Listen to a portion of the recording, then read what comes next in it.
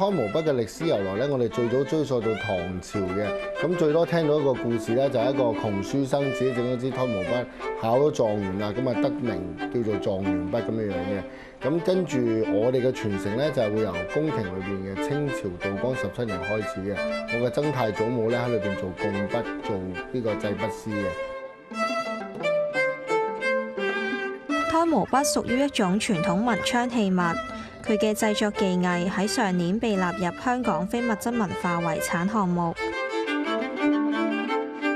筆頭使用 BB 出世之後第一次生出嚟嘅胎毛製作，同時具有紀念意義。胎毛筆除咗寄予成才，男女都有唔同嘅寓意。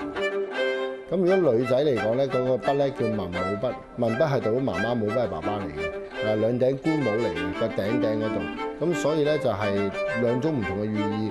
因為以前女仔係潑出去嘅水嚟噶嘛，所以咧爸爸媽媽嘅祝福要俾到位嘅。但係男仔咧出到去做嘢咧，要有呢個自己嘅能力嘅，所以代表知識廣播同埋健康自強咁解嘅。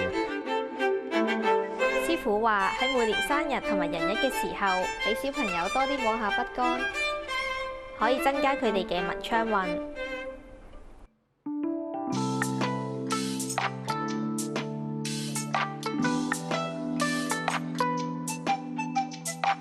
傳統胎毛筆嘅價值唔單止係製作一支筆，關鍵在於一整套講究嘅流程，從擇日、批發禮儀、選取材料，甚至風水擺位，都缺一不可。採集頭髮係製作嘅第一步，傳統上需要剃頭，並將頭髮分做4個部分。嗱，呢4個利是封咧就 BB 成個頭髮嚟嘅啦。嗱，好似龍髮啦就係前面嘅，係啦，鳳髮咧就係後面啦。咁樣文昌貴人咧就睇下理髮師傅企邊個位咧，係認定邊嘅。筆頭從外到內由筆披、筆衣以及筆膽3層頭髮組成。同一般毛筆製作最大嘅分別在於去除頭髮嘅油脂，防止日後發霉。師傅喺過程中會將胎毛放入石灰水浸泡3日至1個禮拜。嗰啲叫水盤工，梳到佢唔甩雜毛之後啦，就開始拉板，拉翻直佢。等自然乾透之後成型，利用松香封頂，放入筆桿，最後用海藻膏將毛頭定型。全人手製作嘅筆桿色彩多變，例如有酸枝、綠檀木、崖柏木等。小朋友要依從命理，配合5行屬性，選取合適嘅材料。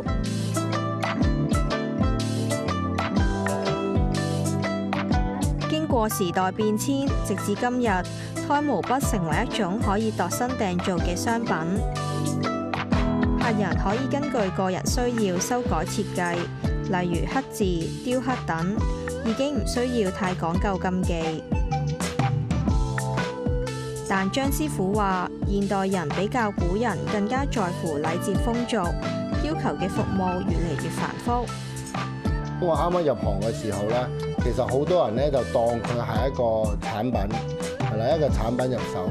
但係依今時今日咧，個個咧都好似俾傳統文化洗禮咗，個個都要問啊幾時做啊擇吉啊，跟住咧做要擺邊度。其實香港人咧係好傳統下嘅，就反而以前嗰代啲人咧就係我揀個樣靚就得㗎啦，唔使咁講究嘅。依家嚟講咧，使咗錢樣樣都要講究。